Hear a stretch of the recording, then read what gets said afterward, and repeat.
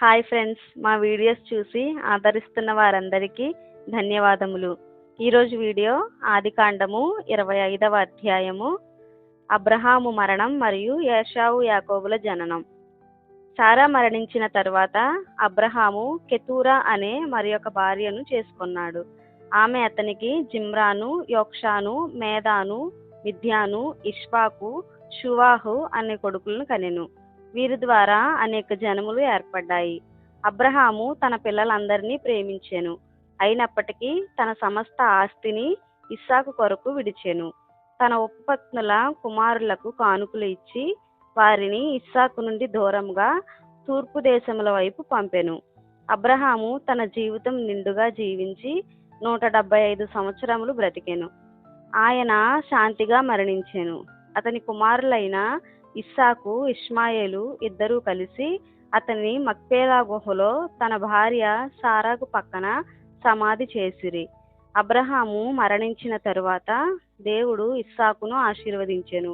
ఇస్సాకు Baer లహాయి రోయి దగ్గర నివసించెను. తన తండ్రి వారసత్వాన్ని కొనసాగించెను. ఇష్మాయేలు 12 మంది కుమారులను కనెను. వారు గోత్రాధిపతులైరి. ఇష్మాయేలు 137 సంవత్సరాలు జీవించి తన ప్రజలతో కలిసెను. అతని సంతానం హవీలా నుండి షూరు వరకు ఐగుప్తు సమీప ప్రాంతంలో నివసించెను. ఇస్సాకు భార్య రెబ్కా సంతానహీనురాలు. కాబట్టి ఇస్సాకు యెహోవాను ప్రార్థించెను. దేవుడు అతని ప్రార్థనను ఆలకించెను. రెబ్కా గర్భవతి ఆయెను. కానీ ఆమె గర్భంలో ఉన్న కవలలు ఒకరితో ఒకరు పోరాడుచుండిరి. దాంతో ఆమె యెహోవాను విచారించెను. యెహోవా ఆమెతో ఇలా అనెను, నీ గర్భములో 2 జనములు ఉన్నారు. 2 ప్రజలు నీ గర్భం నుండి వేరుపడుదురు. ఒక ప్రజ మరియొక ప్రజ కంటే బలవంతముగా నుండును. పెద్దవాడు చిన్నవానికి దాసుడై ఉండును. కాలము వచ్చినప్పుడు రెబ్కా కవలలను కనెను. మొదట బయటకు వచ్చిన వాడు ఎర్రగా రోమముతో కప్పబడి ఉండెను. అతనికి ఏశావు అని పేరు పెట్టిరి. తరువాత అతని సోదరుడు వచ్చెను.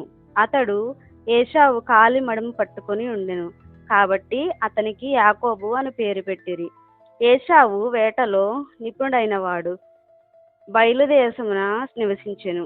యాకోబు మాత్రం గుడారముల దగ్గర నివసించెను.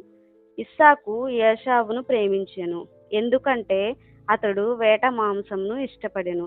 రిబ్కా మాత్రం యాకోబును ప్రేమించెను. ఒకసారి ఏశావు వేటకొచ్చి బలహీనుడై ఆకలితో అలమటించెను. ఆ సమయంలో యాకోబు ఒక పులుసు వండుచుండెను. ఏశావు ఆ పులుసులో కొంచెం తినిపించు అని అడిగెను. యాకోబు మొదట నీ జ్యేష్ఠత్వ హక్కును నాకిచ్చి అన్నాడు. ఏశావు అంగీకరించి తన జ్యేష్ఠత్వాన్ని తృణీకరించెను. ఆమెన్.